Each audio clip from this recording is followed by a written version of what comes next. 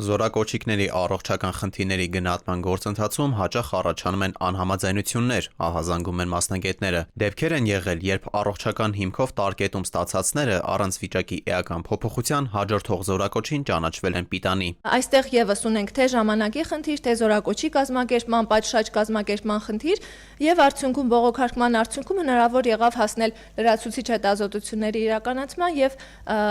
արդեն տարկետման տրամադրման որպես արդյունք։ Եղել են նաև իրավիճակներ, երբ անհրաժեշտ հետազոտությունները չեն իրականացվել եւ զորակոչիկներին առաջարկվել է դրանք կատարել սեփական միջոցներով։ Մարդու իրավունքների պաշտպանի ներկայացուցիչների խոսքով գործող կարգավորումները չեն սահմանում կենտրոնական բժշկական հանձնաժողովի օրական փորձաքննությունների առավելագույն շեմը, ինչը նրանց գնահատմամբ ռիսկեր է ստեղծում թե փորձաքննությունների որակի, թե զորակոչիկների առողջության համար։ Մեր գործող կարգավորումները հնարավորություն չեն տալիս զորակոչիկին իր վստահելի բժշկին որպես մասնագետ խորհրդատու ներգրավելու փորձաքննության գործընթացում դա կարող է ավելի մեծացնել զորակոչիկների վստահությունը հանձնաժողովի եզրակացությունների օբյեկտիվության վերաբերյալ։ Առողջության իրավունքը ենթադրում է ոչ միայն բուժօգնության հասանելիություն, այլև անվտանգ եւ արժանապատիվ պայմաններ։ Մասնագետները նկատում են, որ հիմնարկներում համակարգային խնդիրներ կան, քանի որ 2025 թվականին արձանագրվել է մահվան 24 դեպք, որոնցից 16-ը եղել է կենսաբանական մահով, 8-ը ինքնասպանություն։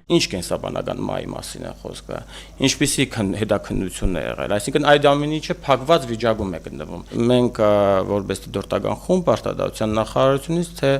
առողջապահության նախարարությունից չենք ստացել նման պատասխան, ովքեր են կրել պատասխանատվություն։ ՄԻՊ-ից նշում են, որ ցուցանիշները անհանգստացնող են եւ դա վկայում է, որ ինքնասպանության եւ մահվան դեպքերի պատճառների ու դրանց նպաստող պայմանների վերահանման գործում թերացել են իրավասու մարմինները։ Թերացումները առավել արտահայտվել են ինքնասպանության դեպքերից առնվազն 2-ում, երբ մեկ դեպքում անձը բազմաթիվ ինքնավնասումներ է կատարել, իսկ մյուս դեպքում անձը կրկին ինքնասպանության փորձ է արել։ ՄԻՊ-ից նկատում են, նրանց նկատմամբ պետք է ուժեղացված հսկողություն սահմանեին։ Մենք ունենք ինքնասպանության նաև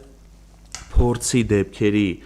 թվային աճ 2024 թվականին 14 անձի կողմից կատարվել է ինքնասպանության փորձի 19 դեպք, իսկ 25 թվականին 26 անձի կողմից կատարվել է ինքնասպանության 46 դեպք։ Շատ դեպքերում հնարավորություն են ունենում հոգեբանները ազատությունից զրկված անձանց հետ միայն մեկ անգամյա զրույց ունենալ, ինչը բնականաբար հնարավոր չէ մեկ անգամյա զրույցի միջոցով վերհանել ինքնասպանության կամ ինքնավնասման ռիսկը։ Առանձնացնելով խնդիրները, մասնագետները հիշեցնում են, պետության լիարժեք վերահսկողության տակ գտնվող յուրաքանչյուր մարդու իրավունքների պաշտպանությունը պետք է լինի առաջնահերթ։ Դավիթ Թադևոսյան, ժամը լրատվական։